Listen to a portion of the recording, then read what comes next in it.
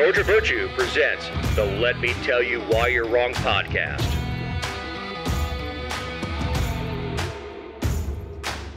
Thank you for downloading episode 301. This week, we have an update on how the state's doing. Naughty Fani. POTUS warns us against whitey. District 3 update. Gambling with the government as the house. The death of DEI. Are more voting changes on the way. And new speaker problems. I'm Dave Roberts. With me is my partner in this endeavor, Ken the Man Pullen. Dave, how are you? Doing good. Last week was fun, man. It was. And I heard you coughing a little bit. I think everybody in the state of Georgia has that dry cough at the moment. I've got some cough drops below me at the moment. Yeah, I left my lifesavers over across the room. God, it just feels like everybody's been sick the last month. Oh, well. We'll get over it in the spring. Yeah, then allergies will start. Yeah, then we'll have the grass coming out. Yeah, then the skies will turn yellow. Yep. I know. So you know my wife is a Wolverine. I know. Congrats. That was a heck of a game. It was a good game. I told you earlier, I don't think the final score was really a good indication of how good the game was. I thought the first half and even the third quarter was really good. Yeah, it really was. I mean, look, the game against the Michigan-Alabama game was outstanding. Yeah, it was. Both of the semifinal games were good. You had to go into overtime, and Alabama really, I mean, they played their hearts out, and Michigan came out on top. But Michigan didn't pull away to the fourth quarter. Right. You know, in the first quarter, it looked like it was going to be, Michigan was just going to out-physical them like they did Alabama. And they did all game. They beat them up all game, but Michigan kept shooting themselves in the foot. But in the fourth quarter, it came together. Yeah, it was a good game. And I thought both coaches showed a lot of class in the last 2 minutes, where Washington wasn't just going to – they were three touchdowns. What are you going to do, start throwing bombs? Just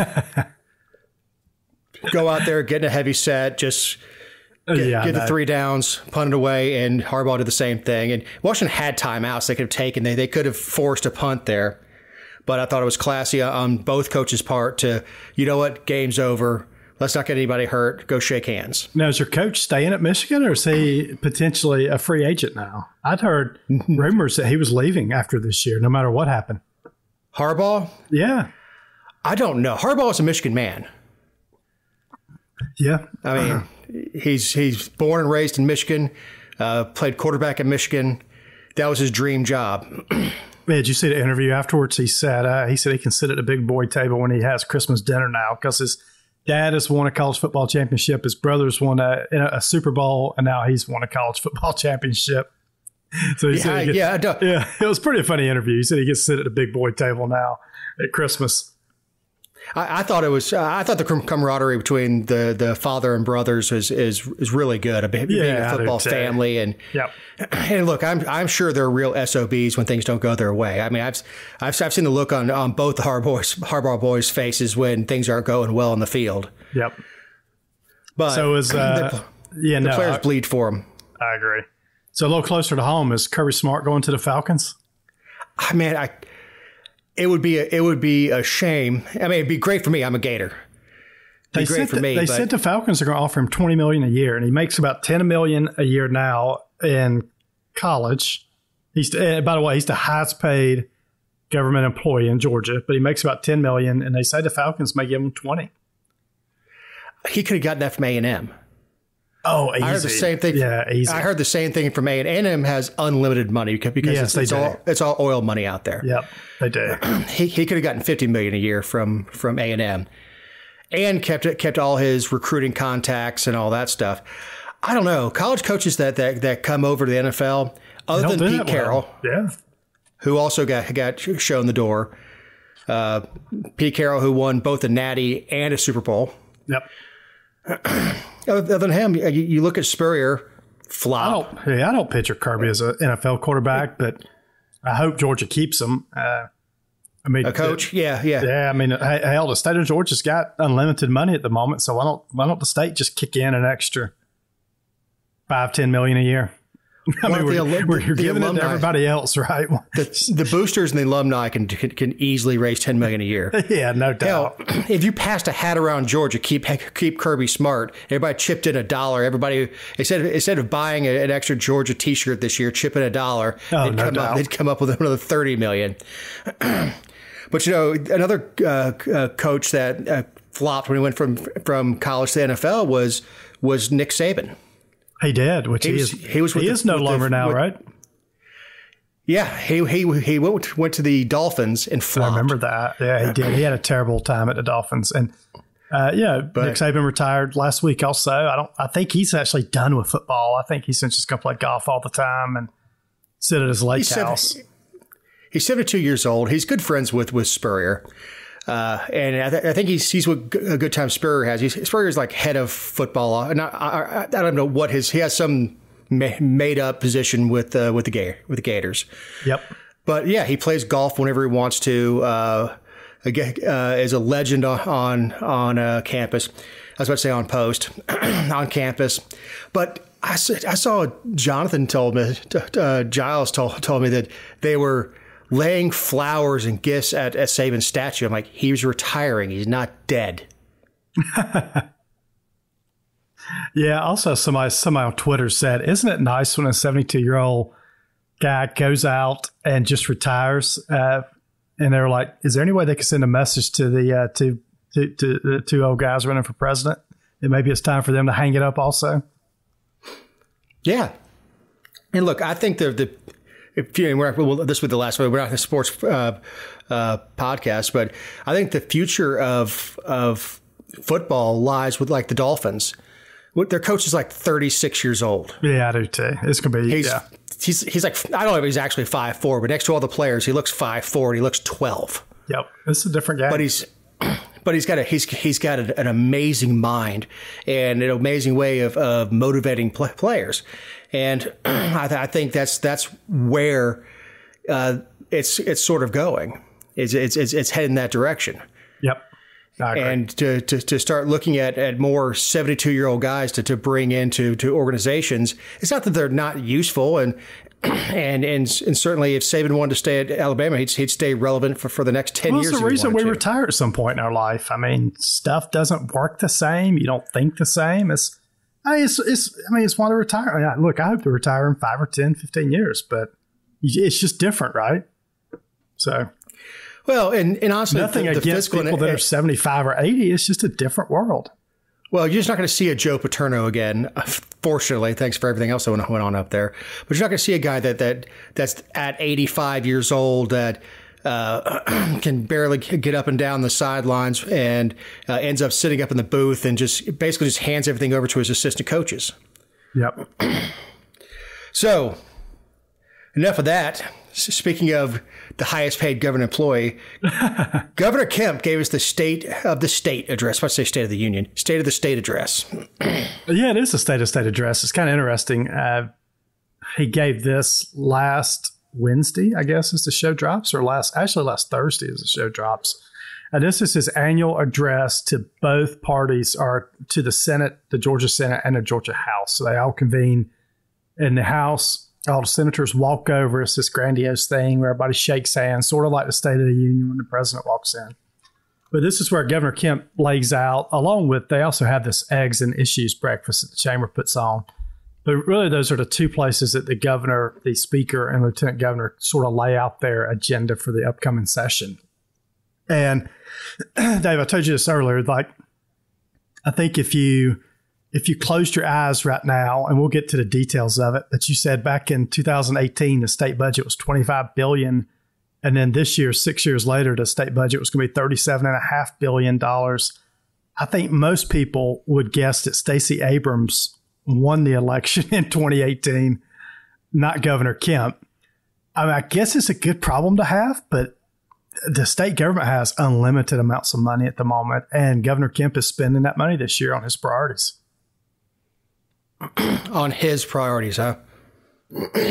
Yeah, he's given $3,000 to state law enforcement. Yep, this is on top of $6,000 last year. 2,500 more to teachers. And that ups a teacher amounts to $10,000 over the past 6 years. So teachers will be up to $10,000 increase over a 5 to 6 year period.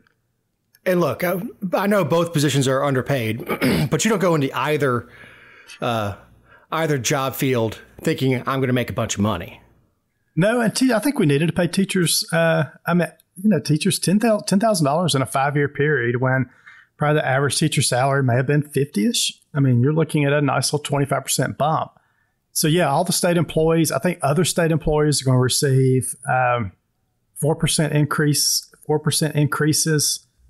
And then some of the other proposals, it'd be a 20% bump, but 20% bump. Yeah, right. Kemp's going to spend more money on Medicaid, it's going to be a couple $100 million on Medicaid going in. And I know we talked about before, he's going to put $450 million for a new prison in Washington County. So we can talk about each of those items, but there's definitely some big ticket items in the budget this year. Well, we also need to fix the GDC, the Georgia Department of Corrections. And I don't know if that's a money problem. I've seen the arguments, especially on Szilagyi's page, about, well, if you paid the guards more, they wouldn't take bribes. Have you ever seen how much politicians make? and they still take bribes? Yeah, I don't think it is a pay problem. They don't make much, but who wants to go work in some of these jails they're understaffed, and that's the problem here. We're about to spend $450 for a new prison in Washington County. Can't staff. They can't staff. They can't staff. And Jessica has reported on this a lot. The AJC has reported on this a lot. We've got a huge problem in the prison system in the state of Georgia. And I'm not sure how just building a new prison is going to correct the existing issues we've got now. You can't throw money at problems. Look, I'll give you the simplest thing. The war on poverty. You would think people don't have money, throw money at them, and poverty go away. No. Yeah, that's right. If you don't fix the underlying problem, and with prisons, it's security, staffing. Yep. Facility is a problem. Facility absolutely is a problem, especially down in Smith State where they're housing maximum security inmates in a medium security prison. It feels like there's somebody getting killed down there every week. At least there's a life flight every week where someone's been stabbed. I know that's anecdotal on my part, but it really feels like every time I pull up Jessica's Facebook page, there's been some incident at Smith Station. I mean, it's just I can't imagine being down there. I think it was Smith State that the inmates took control of a ward for a short period of time. That was Jackson. That was Jackson? Yep. Yeah, that's the... Jackson's more of the intake where prisoners go before they get released out, get their final assignment. But it's also where we house all the people on death rows in Jackson. Yeah, the worst of the worst. Yeah. Yep. So you have two different types. You've got the diagnostic where they come in and go, okay, let's see what kind of risk you are. Yep. Okay, are you good at operating heavy equipment? Yep. Exactly. And a couple other items in this budget. There's going to be a new medical school at Georgia, which I thought was really big news. So I got about a $50 million price tag, and there's going to be a new dental school at Georgia Southern. So really expanding out on programs at universities within the state of Georgia. Hell, I wouldn't mind seeing a scholarship program for medical school with the understanding, just like if you get a scholarship with the military, yep, is you owe 6 years to the state of Georgia. It doesn't matter where you work in the state of Georgia, but you have to stay within the state or you have to pay us back. Yep. So I wouldn't mind seeing a program like that, especially with the new medical school, is let's turn out some really good physicians and let's hold them in the state. And hopefully after 6 years, they've grown roots here. And you come out of medical school at what, 26, 27, if you go straight through? By the time you get a residency? By the time you get married, you start to have kids, you start to grow roots, and hopefully you settle here in Georgia. Yeah, definitely. I agree with you. We have areas like down near Statesboro and in South Georgia and Southwest Georgia also that you don't have access. The medical care is, other than a primary care physician, so like an urgent care. There's no trauma centers. There's if you have any sort of operation, you got to go 2 hours away. Yep, I agree. And let me see what else. Yeah, I was going to say what else we got in here. I don't know if you saw this, but Governor Kemp and Lieutenant Governor came out strong for school choice legislation this year. He said there's not. Yeah, he said there's not a. He said this cannot get kicked to the curb for another year. If everybody remembers, about 18 Republicans voted against school choice last year. I talked to someone this week on the inside, and they think the numbers have grown among Republicans that don't support it. So since they left session last April, what's happened is these rural school superintendents have just come down hard on their local representatives, and the bill is being categorized completely incorrect. We've got these they're not unions, but teacher associations coming out hard against this bill. They're saying things are inaccurate. I put something on my Facebook page or Facebook about it this week that this school choice bill is really narrowly, it's very narrow anyway. It says if your child is in the lowest 25% of schools in the state of Georgia, then you have that opportunity to take the state funds and move them elsewhere. So you can devote that to other educational expenses, or you can put it towards private school tuition. It's not taking money away from public schools. But even if it was, that's not necessarily a terrible thing. It's creating competition out there in the marketplace. And that's what we need in education is more competition. And we need to make sure parents are the ones, in control of funds and in control of what their child receives versus the other way around. Now, with just the state funds, and I can't remember how much each student gets. $6,500. Yeah, $6,500. It's gonna. You may see some private schools start popping up in lower income areas that their tuition just happens to be $6,500 a year. Yeah, or that $6,500 could go towards even if, let's say it's $10,000. I know there's private schools around me that give scholarships to kids that come from low performing schools anyway. So there's always going to be a way for that parent to be able to use that money to get a better education for their child. But yeah, Governor Kemp came down hard on that. Look, my state representative voted no last year. I'm going to be interested to see if she changes her vote this year in an election year. People losing their jobs or when they start thinking they could lose their jobs, that will make votes change a lot of times. Right. I was about to say it's election year politics. It's exactly why we didn't get permitless carry until it was time for Kemp to get reelected. And I think they're going to move the school choice vote up in a session. So I don't see them having this vote after qualifying. Qualifying is like the first week of March. I think they're going to force the hand of these representatives and have this vote early in the session. So if they vote no, they know they could end up having a primary opponent. I don't think they'll keep this to the last minute because if they keep it to the last minute, and these people don't have primary opponents, what's the motivation then to vote yes on it? I mean, there's none. We know CNADA is going to be on the 28th of March. Yep. And it is amazing how quickly they can get out when it's an election year. Well, yeah. And then, so qualifying crossover day is going to be pretty close to qualifying. So that bill will have to be out there. It is, but this bill's already gone through the Senate. So it just has to go to the House. The House voted no on it last year. This is not one that has to make it by crossover day. It could come up. Yeah, it could come up at any point now. But I think they're going to force the hands before qualifying in March. So I think we'll see it potentially in the next 3 to 4 weeks. And you know what?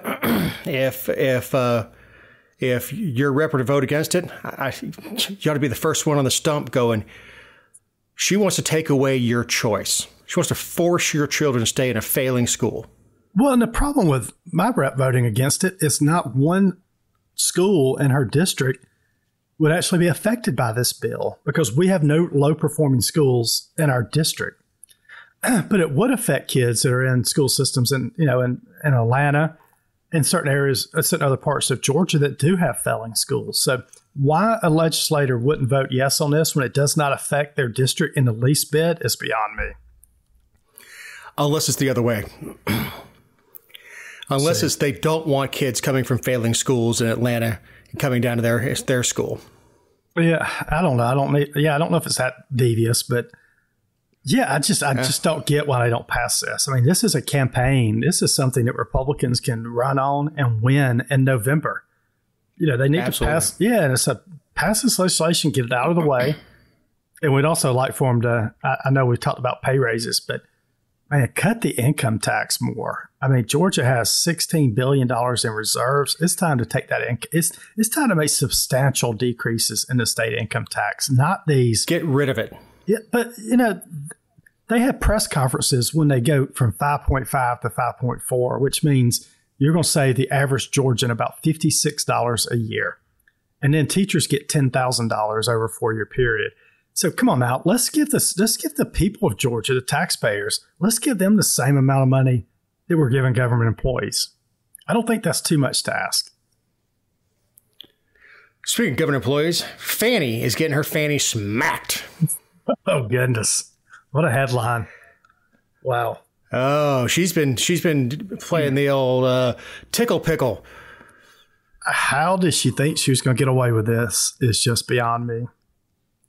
Well, I told you, I don't know if I said it on the show, I have a friend who used to work in her office. She demands to be called Madam. That's her ego. So if you're talking about your office, Madam wants to see this report. Madam wants to see what's going on in this case. Yes, yes, Madam. That's how she wants to be. She wants to be addressed. That's her ego. And if you don't know anything about this, what we're talking about here, so Fani Willis hired special prosecutor Nathan Wade, or he wasn't a special prosecutor. She hired him to be special prosecutor in the Georgia election case. This guy's never prosecuted a felony case before. Well, what's come out now is her and Nathan were having an improper relationship. He's been paid over $700,000, and he has taken her on trips together. I think I saw that he had taken her to Hawaii for a trip. I know Napa. I know Cancun. I know cruises. So she paid him $700,000, and then he turns around and takes her on junkets all over the United States. Oh, yeah. When he signed his divorce decree, he was hired as special prosecutor right then. Wow. So, hey, look, this guy is a personal injury attorney. That's what he's been doing in practice. He's had billboards around town and stuff like that. You would expect that if you had a special prosecutor, you would want to bring somebody in with experience prosecuting felony cases. Yeah, right. Or especially with maybe election law, something like that. Not ambulance chasing. Yeah, and then probably not sleeping with the ambulance chaser. I mean, how does she? I mean, does she think she's that far? And okay, so not to harp on that, I think everybody knows where I'm going with that. Georgia passed that law a couple of years ago for these district attorneys, and Republicans came out hard again this week. And, State Senator Colton Moore is taking a tough time on his call for Fani Willis to be investigated. Like, I think the Speaker of the House said something about it this week. Other representatives have made this. They say she needs to immediately be investigated up under that law. Chris Carr needs to get off his ass. Yeah. Now, and I said before, we talked before the show, it could be that he's actually doing his job and the GBI is investigating. And they just don't have press conferences when there's nothing to. They haven't brought charges yet. I mean, you don't see the FBI coming out and go, "Yeah, we've got Don Corleone under investigation." No, you don't do that. You wait until you have something concrete and say, "We have an indictment on whatever." I'm just not sure they're going to do anything. We'll see. But Jim Jordan, U.S. Representative Jim Jordan, is opening an investigation in Washington for this. So he's seeking all the invoices from the prosecutor, Nathan Wade, about travel and legal expenses. It also sounds like this guy met in the White House with Joe Biden's team and charged the state of Georgia for that time he met with the White House. So that's got some stench to it also. What an idiot. Yeah, that's really bad. That's going to come back to Biden. Now, I don't know if he flew to Washington for it or if he had a Zoom call. It doesn't matter. Is that why would an ambulance chaser meet with the president's team? Right? I mean, that's he was already a special investigator because he billed them. Yeah, but meet with the president's not a good look if you're a special investigator. And it just means he met with somebody at the White House. It doesn't necessarily mean that first of all, a conversation with Biden would have been way more expensive if I had to have a conversation with Biden because it would have taken 3 hours for him to get out a sentence. But yeah, this is a bad look on this whole idea that the White House is hands off when it comes to DOJ. Well, how are we supposed to believe that doesn't have his fingers in DOJ when he's got his fingers in a state case? Yep, exactly. In fact, a county case. A county case, not a state case. County. Yep. So what does the White House have to do? Were they calling, just like with Hunter Biden, talking about the weather? I don't know. Yeah, what did they have him up there talking to him about? It was two different instances, and I saw the invoice. I can't remember how much he charged, but it was however long. It was an hour, whatever his hourly rate is. I think he charged $700 an hour for those two meetings. when you've got $700,000 rolling in, you're on the gravy train. Your star is on the rise. All you had to do is keep your mouth shut about that and what you and Fani are doing. That's all you had to do. I know, but you got to figure what him and Fani were doing led to this whole thing. I mean, do you think he gets that job if he's not slopping Fani? Lord, no. Yeah, I mean, that's it. I wish I was a $700,000 lover. Good Lord, for $700,000, Connie probably give me permission. Bring home the bacon, baby. Oh, goodness. It's like you pull one of those off a year and I'll never work again. Yeah, there's going to be a lot that comes out of this. I think she's going to be in trouble. I think Republicans have got that opening now to really go after her in the state of Georgia. And God, this stinks to high heaven. It really does. At very least, it may get a change of venue. Yeah, and what about all the other people that have settled so far? What's going to come out of their appeals at this point? I mean, do they have... it's going to be interesting to see what happens then. Right. And this was a defendant that brought it out. Yep. Now, if you don't have 18 defendants, this may or may not come out. Right. This has been horribly played by the Fulton DA's office from Jump Street. First of all, they had no business even prosecuting it. That's up to Chris Carr. Yep. They had no business diverting resources away from their backlog of cases. We've got people in pretrial detention dying in Fulton County, being locked up so long because they can't get a trial date, and you want to take $750,000 out of your budget to go after one guy because you don't like the orange man. I know. And she thinks she's running for re-election. And she's such a smug snot, she probably will go ahead and qualify for re-election. Yeah, I wonder. I mean, I would think this is going to make a challenger come out and go after her. Yeah. Hell, I'd put it on my signs. Won't sleep with subordinates. I know, exactly. And it may be too nuanced for a lot of the voters, because a lot of people aren't policy wonks like we are. They don't get into the nuts and bolts. They may watch the 6 o'clock news on Channel 5 or whatever. But this is going to get too big. This can get so big that even the local news, who typically protect Willis and all that stuff, it's going to be too much for them to even protect her. It is. Yeah, it's gonna have to come out. It's gonna have to be covered by the AJC. Not that anyone actually reads the AJC other than online, maybe. But yeah, it's gonna be ugly in that office, and I guarantee you, my friend is glad she's not working there anymore, because it's gonna be ugly in that office. All right, Biden goes all in on white supremacy, which is an appropriate story to discuss on this show because it drops on Martin Luther King Day. Yep.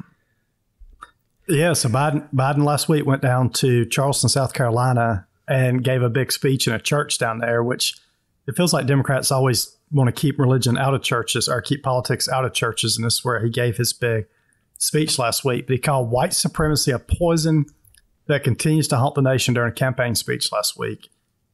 This is where the 9 Black Americans were murdered back in 2015. So he went back to an event that occurred before President Trump was even in office. Under Obama. Under Obama. And and Biden was part of his administration. Yep. And he said that I mean, this, and he said that white supremacy was this poison. And he said it's the number one, he said it's one of the biggest issues in America right now is white supremacy.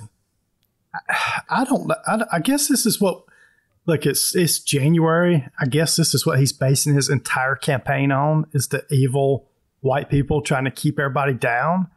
I don't get this strategy of this is the same guy that was on, I think it was Charlemagne the God show.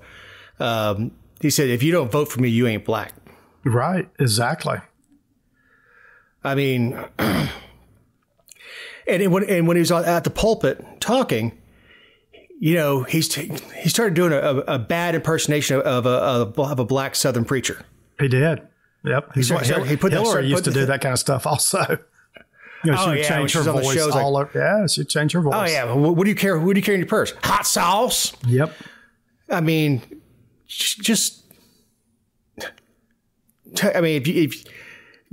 I don't understand how people don't see that pandering. Like, Kennedy, for all of his faults, didn't come down to the South and try to drop his New England accent. He went out and found himself a vice president candidate from the South. Yep. Here, you speak to these people. But it's amazing to me that they fall for this. And remember that MLK was, for the most part, a conservative. He was denied a carry permit in Alabama. Mm-hmm. And he wanted to carry a pistol to protect himself. Which goes back just because it's MLK Day, that weapons permits are the last remaining Jim Crow law, and they're protected by Democrats. Yep. They want to keep guns out of the hands of the undesirables. Who were the undesirables back in the 60s? Black people. And they're being held down by whom? Democrats. Yep. And I think Biden, you know, that I was listening the other day about the percentage. So I think when Obama ran for office, about 68% of eligible black people voted. I think when Trump won, that number went down to about 62%. And then last year it went up, or 4 years ago or 3 years ago, it went back up to about 65%. And then out of the black people that vote, about 93-ish% vote for the Democrat Party. So I think what this is an attempt to make sure he gets that black vote up to that 68, that Obama level years. But I don't know if going all in on white supremacy is the right way to do that. It is not breaking 90+% for him anymore. Yeah, I hate when politics does this. I do too. But people have kitchen table issues again, right? I don't care if you're white, black, Hispanic. The issues right now are not white supremacy. No one thinks about white supremacy right now except the president. The issues are gas, groceries, school, right? And that's why we need school choice passed in Georgia. But those are the issues people are thinking about, not white supremacy. Yes, he didn't go to Chicago, where the people in the neighborhood are furious about illegal immigration, right? Housed in their areas, and schools are being shut down. Yeah, schooks are being shut down in Chicago and New York to use for temporary housing shelters. Yes. He's not out there in New York saying white supremacy. Like, no, that's not our issue. Our kids can't go to school. Yes, I know. I mean, at this point, Michigan is breaking hard Trump. Early polls. Hell, at this point, I wouldn't be surprised to see Illinois be a coin flip. Yeah, people. I mean, if immigration is not getting any better, right? So over the next 7, 8, 9 months, I mean, we've got millions of people coming across the border, and they've got to go somewhere if they make it over here. Right. Yeah, exactly right. Exactly right. Is when in these sanctuary cities are starting to get fed up. Yeah, they're not sanctuary anymore since everybody's showing up on their doorstep.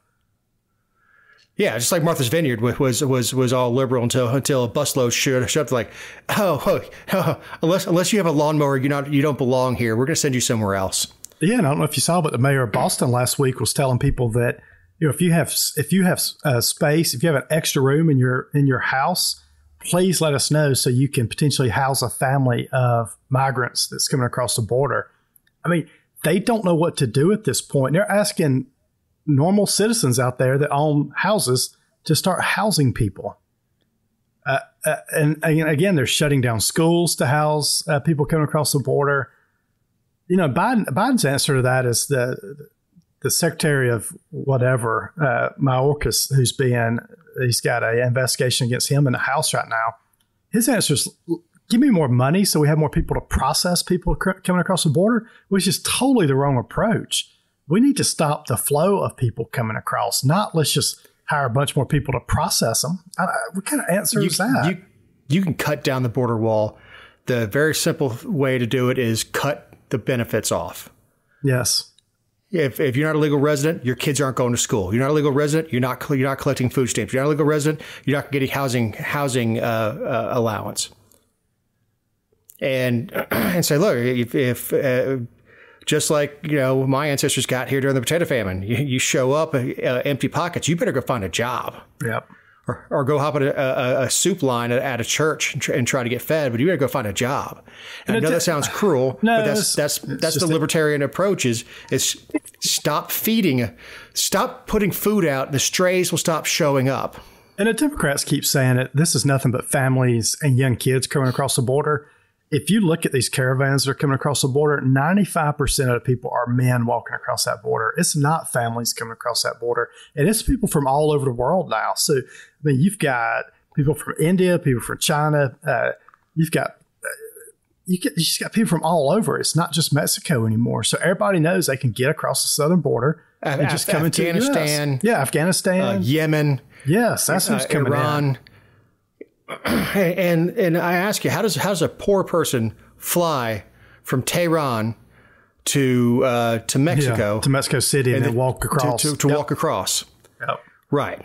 So we got Haitians again. How does a poor Haitian that's dirt poor fly himself? Other than I heard the theory that George Soros is doing a lot of this. I just think we're at a breaking point with immigration, and I think it's going to become a lot bigger campaign issue. And this is where if Trump was, look, if I was helping him run his campaign, focus on 2 or 3 issues. Focus on inflation, border control, and the economy. And that's it. Don't talk about anything else. Don't get carried away with the media. Don't get carried away with all this other nonsense. Focus on the core issues that are affecting people. Stop doing stand-up. Yeah, stop doing stand-up. Yeah, definitely. You're not good at it. Not. So stop improving. Stop doing stand-up. Stop trying to make funny names for people. Every time he improves, he gets in trouble. Yeah. Right. Just stick to those core issues. If you want to, if you want to talk about Joe Biden's cognitive issues, great. But do it in such a way as he can't string 3 sentences together, which, look, I can say all day long. I'm not running for president. But why not say, you've seen him on stage and say, look, I don't like the guy, but from a human standpoint, they're abusing him, which is true. And that would turn more soccer moms back onto him instead of just saying he can't string 3 sentences together. And look, I'll tell you all day long, he wasn't the sharpest tool in the shed to begin with, but what we see now is just a shell of what that was. Yeah, exactly. So, who's going to replace Drew Ferguson in District 3? Yeah, just a quick update because I'm sure there's a lot of people listening that are in my district. So far we've got 5 people, I think, that declare, or 4 people that declare. Former State Rep Philip Singleton, he is currently in D.C. He's the Chief of Staff for Rich McCormick. I had to think about that for a minute. State Senator Mike Dugan, who's up in your area. State Rep, not too far from me. Yeah, State Representative David Jenkins, who is over sort of in the Noonan area. Jim Bennett, who is up in the Carrollton area. And I'm hearing that former State Senator Mike Crane might jump in too. Actually, Drew Ferguson beat Mike Crane years ago when he ran the first time. So got 4 to 5 people in right now. I suspect there'll be 3 to 4 more, but these guys are hitting the campaign trail already. I think Dugan's gonna be hard to beat just because of the population center he has and the money he can drum up. Yeah, and there's also a Trump candidate who I failed to mention.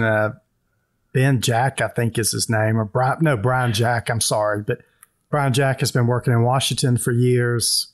He's supposedly going to come in with Trump's endorsement. So I'm with you. I think Senator Mike Dugan is going to be tough. And then anybody that has a Trump endorsement is going to be tough to beat in a primary.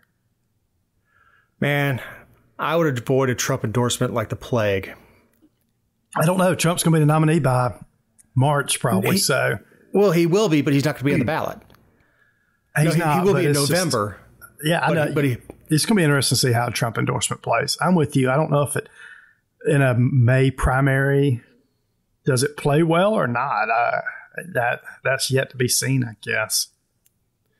Yeah, I mean, and how vocal Trump is about it, right? Yeah, his coattails were very thin last cycle. Yep, and you know, very thin. And then if Governor Kemp plays in this matchup at all, does Governor Kemp pick one of these guys? If Trump goes for Brian Jack, does Governor Kemp get involved? In a runoff type scenario where it's Trump's candidate against Mike Crane or Philip Singleton, does Governor Kemp come out and support one of those guys? Best thing Kemp can do is say either one of these candidates would serve their district very well. We're so blessed to have so many great Georgians that want to serve our state, serve our country, and leave it at that. I agree, but I mean, Governor Kemp's come out against Trump some over the last few years. So I know, but he's got a race to run in 3 years. Yeah, I didn't say it was the smartest thing to do, but I just don't know if he wants to. I mean, he may want to put his finger on the scales, and we'll see. We'll see. I think every time you throw an endorsement that doesn't come through, it weakens you. Yeah, I agree. I'm not saying you should stick your finger in the air and figure out which way the winds are blowing and just, okay, I'll support that guy. I'm not saying that's right either. I'm just saying it's better just to stay out of it, because I say 3 years, 2 years. 2 years from right now, he'll already have filed or at least declared that he's going to run for Senate or not. And that's going to be a very expensive race, and he doesn't need to piss off any donors by coming out against Trump, for Trump, or anything else. Is I will support the Republican nominee, whoever it is, and I'll do everything in my power to deliver the state of Georgia for whoever the Republican nominee is. Very true. Leave it at that. Is start being a damn politician and choosing your words instead of getting your little feelings hurt. little sand in your vajayjay, and get a little irritated and want to go yell at people. Shut up. Try to show a little class and save it for your race. So we make it sports betting. Is making its comeback in the assembly. Yeah, I mean, it's done this. This is actually the 6th year in a row that Georgia lawmakers have attempted to expand gambling in Georgia to include sports betting. This all came about because the U.S. Supreme Court said in 2018 that states other than Delaware, Montana, Nevada, and Oregon could allow it. So sports betting is legal in 38 states. I didn't realize it was legal in that many states now. So in the Senate, early this week or early last week, they advanced Senate Bill 172, which would legalize, regulate, and tax sports betting in Georgia. What this does is creates a constitutional amendment. So the voters of Georgia would still have to pass the constitutional amendment, but this is just trying to get to that process where the voters would get a choice. This is the same plan, right? Where they want the lottery to run it? Yeah, there's a little bit of confusion. Some people think the lottery can run it. Some people think it needs to be its own constitutional amendment outside of the Georgia lottery. So I think there's still some legal opinions coming down on that. They say this thing's costing Georgia. They say Georgians illegally right now bet about $5 billion a year on sports. So you can imagine the state coffers. They're saying, I think it's maybe a $300 to $400 million price tag of what we're missing at this point because we don't have sports gambling in Georgia. So you can see the urge to pass this. Well, here's the thing. If Georgia is the House, I'm not betting with Georgia. I will bet illegally. Now, I don't know if Georgia's the House in this case. I guess if it's run by the lottery, Georgia would be the House, right? Right. They're the House, which means if I'm still getting better odds by using a VPN and saying that I'm in a different state and betting with a casino in Las Vegas, I'll do that. I know. Or if I want to place bets, I'll go to Biloxi or fly to any dozen states that have because Florida, for that matter, I got right to go down to one of the Cherokee casinos in Florida and lay down sports bets. I'm like you. I don't think I want the lottery running this. But so I'm not sure how the final version will come out, whether Georgia Lottery runs it or, do they just let other companies come in and, you can just look it up on your phone and the companies have to pay Georgia taxes, or we have to pay taxes, I guess, on our winnings. On the winnings. So right. Which there's not a ton of winnings, but I think that's how this would shake out. There are hits, but yeah, yes. If someone's gonna operate in states just like Amazon has to pay sales tax wherever they deliver, it would be the same idea. So if you bet with MGM online, I think that's the one that Kevin Hart advertises on all the football games. MGM would have to pay income that they collect from Georgians over the state of Georgia, which is fine. I mean, look, I think all taxation is theft, but ultimately, what I don't want is the Georgia Lottery running it and then being the house. Either. Yeah, I totally agree with you. Because those lottery has the worst odds. Look, the lottery was more fair when the mob ran numbers. Because the mob only took like 10%. The lottery took, I can't remember what their cut is. Oh, the lottery takes a huge cut. Yeah. And they're still broke. Yep. I've been against the Georgia Lottery for a long time. I just think it's the biggest tax on poor people of anything out there. I think Giles said it best, if I recall, is he says it's a tax on people who can't do math. Yep, exactly. Now, look, I'm not above getting into a betting pool when the Powerball or whatever hits super high. I'll do it. I'll spend $5 or $10. Yeah, absolutely, no problem by me. I'm also able to put food on the table and clothes for my kids and still spend $10 on. I mean. You can look at me and tell me I can afford food. $10 on the lottery, right? Well, is DEI about to die? God, hopefully so. And look, I don't know if everybody knows what that term is, but DEI stands for diversity, equity, and inclusion. And this whole social, I don't know what the hell you call it, this whole push for DEI came out after really George Floyd, Black Lives Matter. Over the last couple of years, all these companies, and they're really being...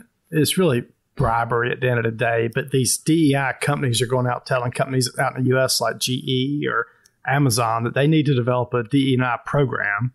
And in turn, they need to hire so many people of every, unrepresented group. And, if everybody's... Regardless of qualification. Regardless of qualification. It's not merit-based at all. It's just you need to hire so many people of this, and this. And this really has come to the forefront over the last couple of weeks after the Harvard president had to step down. And then this Bill Ackman started criticizing all the DE&I policies at a lot of these universities and businesses throughout the world. And finally, I appreciate Elon Musk for stepping in and saying that DE&I was just another word for racism, which, look, I totally agree with Elon.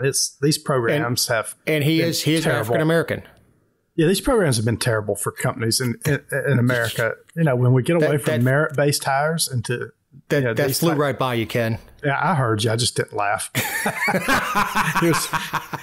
No, I heard you. He's from South Africa. I got you. Yeah, but I mean, and what I think is going to happen, and after the door blew off the Boeing plane last week, there's been a lot more people start looking to Boeing now. Their hiring practices. The company that engineered that door and the components of that was a company called Spirit Engineering. They're starting to look in these companies now. And even the FAA, they're looking into the FAA saying, are the people, navigating the skies and telling these planes where to go, are the pilots in these airplanes, were they DE&I hires or were they actually merit-based hires, right? And at some point, this is what everybody's worried about. There's going to be some kind of major catastrophe in the air or on land. And it's going to be because we put somebody in a position they weren't qualified to be in. And that's what these policies are doing, is they're putting people into spots that they're just not qualified to be in, but they're the right color, right? Or the right gender. And, and I think humor is some of the best ways of looking at it. And thank the Lord for Babylon Bee. Oh, I know. They put one out. Website. Yeah, they put one out that says, airline announces first all-blind flight crew. And you talked about it before. There's the picture of, it was an all black female flight crew. It says about diversity. So, and you said that's not really diversity, but good for them if they're all qualified. Right. I don't care. Yeah, I don't either. I just want somebody to get me from point A to point B safely. And my Woodford on the Rocks, please. Yes, exactly. Yeah, I mean, as long as the cabin service is good and the flight's smooth, fine with me. I don't care. Yep. But I would like to know that they've got the recommended, or not recommended, but the prerequisite hours on heavy jets that they didn't get brought up from a twin prop because, hey, we need to get some females of color in here. How long you been flying? 3 days. Guess what? You're on an Airbus now. Come on. Well, that's what I saw this week is pilots are starting to send. This guy on Twitter was asking for pilots to speak up and say, what's going on actually in the cockpit. And these pilots that have been out there flying for 30, 35 years saying the airlines are putting these, people in the cockpit with them that are unqualified. And they won't let two unqualified people go. So they're sticking an unqualified person in with the pilot that's been there 30, 35 years just to say they met these diversity standards. And again, it's not going to end well at some point. No, you're right. And look, the Alaska Air thing, and look, there are tons of jokes on it. And the biggest reason the Alaska Air thing is funny is nobody was hurt. Right. That, the door came off at 16,000 feet. It didn't come off at 36,000 feet, which would have been trouble. And look, it's not like the movies. The door comes off, it depressurizes, it doesn't suck you out. Yep. Now, look, the Hawaiian Air flight 30 years ago that the whole roof ripped off and a flight attendant, went with the roof. That's a little different situation. But this whole idea of like Goldfinger, James Bond movie, where it sucks them through the window. Right. No, that's not how it works. It took one of the boys' jackets off that was sitting close to that window. So I'm sure it did. I mean, yeah, but that was the initial depressurization. Yeah, it's not just sucking everything out. And look, they got down to a breathable air very fast. The pilots did an excellent job. But the thing that bothered me was that plane kept giving an alert of depressurization. They said, okay, well, you can't fly over water anymore, but you can keep flying. I know. That's all somebody say. Yeah, I want the plane that'll fly over water, please. And they're even questioning the inspectors what their qualifications are. But they keep finding these bolts that are loose. How in the hell does it come from the factory with the bolt loose? I don't know. But and you're probably wondering, how are we tying a plane or a door coming out of a plane to DE&I? But if you go out there and look at Alaska Airlines and Spirit Engineering, they have produced all these really cringe LGBTQ plus videos where they announce how friendly they are to DE&I and how friendly they are to the LGBTQ plus community. And it just makes you wonder if they're concentrating on that too much and not on actually flying airplanes and putting airplanes together. Right. Again, the ground crew, I don't care who they sleep with. I really don't. As long as they're not sleeping when they're supposed to be fixing the airplane I'm going to ride on, I don't care who they're sleeping with. But I want them to be qualified. I don't want somebody straight out of A&M school, A&P school, airframe and propulsion is what A&P stands for. A&P school and becoming a lead mechanic. Working on the Airbus A330 I'm about to take, and having never actually worked on a heavy jet before. Yep. Now, look, this is a good time to remind you that these are our opinions, not those of anyone not on the show or any respective company for which we may work, own, or otherwise associate ourselves with on a regular or irregular basis. Also, you can find other episodes and relevant stories over at thegeorgiavirtue.com. You got a quick mule. Yeah, it's Chris Christie. He finally he's not that quick. No, he's not quick, but he finally dropped out a presidential Republican nomination last week. He said, quote, campaigns are run to win. That's why we do them. It's clear to me tonight that there isn't a path for me to win the nomination. There's never been a path for Chris Christie to win the Republican nomination. So good riddance to him. He's the mule this week. And I don't know if you saw him, but his only reason for running was to be the person that beat Trump over the head all the time. So he never ran in a good faith. He was always just there to attack President Trump. Yeah, I'm sure his donors really appreciate that. I know, exactly. Or his donor. I can't imagine. Look, he was someone floated the idea that he may run as a third party spoiler. Nice, look, he was polling less than 2%. Yep. I mean, he wasn't even invited to the town hall. Yeah, nobody wants Chris Christie. Yeah. So we may get some voting changes in Georgia again.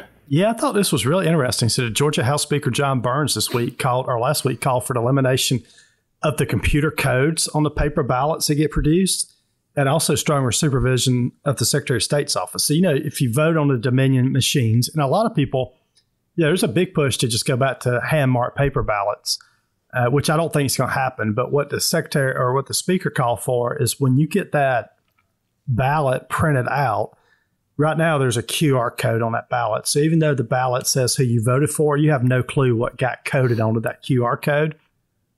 He's calling us to eliminate that QR code and to put a special watermark on that ballot that shows you exactly who you voted on. I think why that's important then is if they go back and do audit the results of the ballot, it's not a QR code that's got your votes recorded anymore. The votes would be directly on a ballot, and anyone could go back in there and hand count those ballots, which I think is key. Does it mean buying new scanners? Right. Yeah. It's going to cost money. So he's got to buy. They've got to change how the ballots are printed, and then the scanners. Definitely. So I think the price tag on this is $200 or $300 million. It feels like to get everything done, and I could be wrong on that number, so don't hold me to that. So it's a pretty big price tag. But I do think the Georgians are at the point where they don't trust the Dominion voting machines and they don't trust that QR code. So I think this is a good call for the Speaker to get rid of the QR code and just make it easier to look at your ballot and see who you voted for. It keeps the machines.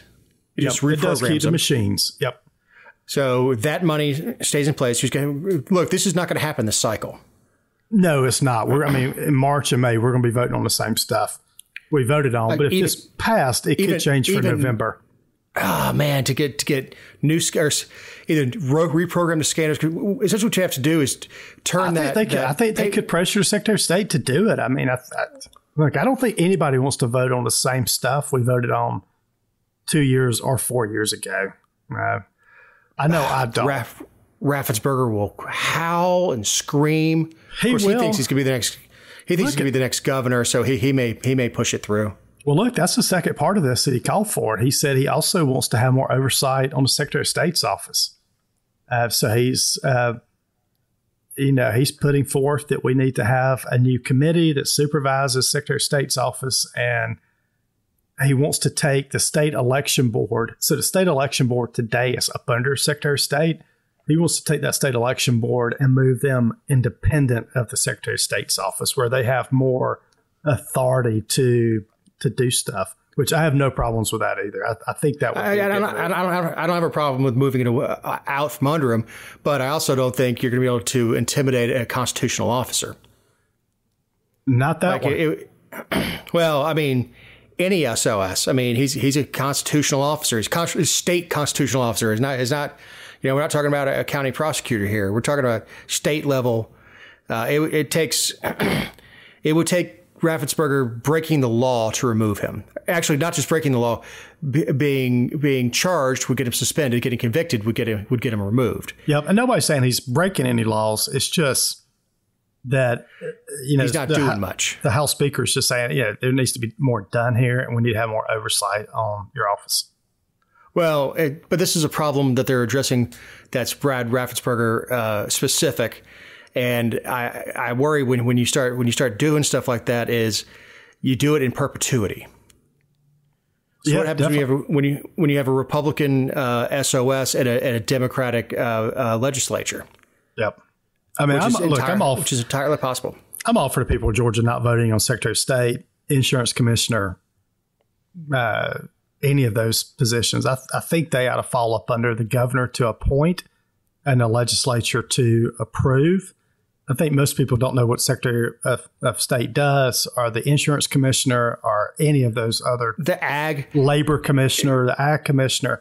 I think all those should be appointed by the governor. So then when he gets, if the governor doesn't like what they're doing, they can get rid of them, or the House can get rid of them easier. only know Gary Black's name because it's on the fuel pumps, or it was. Yeah, so I'm all for getting rid of some of these. It's not that I'm not wanting voters to vote anymore. And all they're doing is voting R&D. Yeah, but and we don't know. Raffensperger got in because signs went up like overnight. Exactly. I consider these jobs like the president's cabinet, where the president appoints a cabinet and they're confirmed by Congress. Confirmed by the Senate. Yeah, right. and I'd love for the same thing in Georgia. I don't know if that would ever happen, but I really think the governor should appoint these positions. It'd be very difficult in a 40 legislative you'd have to pass a legislative day. You'd have to pass a constitutional amendment first, I'm sure, to change the Georgia Constitution. But after that, I think it could happen where the governor gets elected in November. He appoints his cabinet by the first day of legislative session, and then they approve them. I think there's plenty of time for that to happen. I just don't know if people have the kahunas to make that change. Probably not. All right, where's Kevin McCarthy when you need him? I know this has totally backfired on the Republicans in Congress. So they kept Kevin McCarthy out, put Mike Johnson in as new speaker, and now he's in the same boat that Kevin McCarthy was in. He's having to pass a spending deal that's not, it's not taking spending down. It's actually increasing spending a little bit. And it sounds like the conservative wing of the House is saying, we just traded Kevin McCarthy in for Speaker Mike Johnson, and nothing is happening. So none of these spending caps are, deals that we had with the former speaker are taking effect. And it's just some of the same old stuff that's been going on forever. So it's going to be interesting to see if Mike Johnson makes it much longer. I hope he does. I don't think we need another speaker fight, but it just shows that Congress isn't gridlock. Not during election season. No, not during election season. It does unless Gates is just completely selfish. Yep. Look, the speaker is mostly middle of the road because especially when it's split so close. Yep. If the conservative wing or the MAGA wing or the libertarian wing had a vast majority, you could do whatever you want. For some reason, when the liberals take over, you get a Pelosi. When Republicans take over, you get some mealy-mouthed, limp-wristed, quote-unquote, Republican. Yep. So, Kenny, as we're running long, you have any closing thoughts? Oh, I think I'm good. Glad to be back this week, and look forward to updating everyone on the Georgia session as it goes on. We'll have some good updates here over the next few weeks. Especially since it's compressed. Get your winter coats out and get if you have a generator, have some fuel for it. Oh, it's going to be cold. Yes. Tuesday, as the show drops, they're calling for a possibility of precipitation, and the lows are going to be like puberty levels, like 10 to 12 degrees. Oh goodness, that was not funny. Sorry. So big thanks to Eric Cumby, who's our editor. Y'all got to hear him a little bit last week. To Ken Poland, my partner in this endeavor, I'm Dave Roberts. We'll talk to you next week.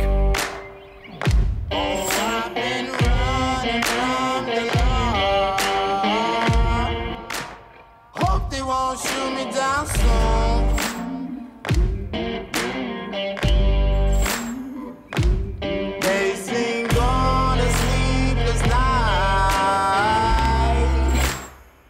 Catch me howling at the moon.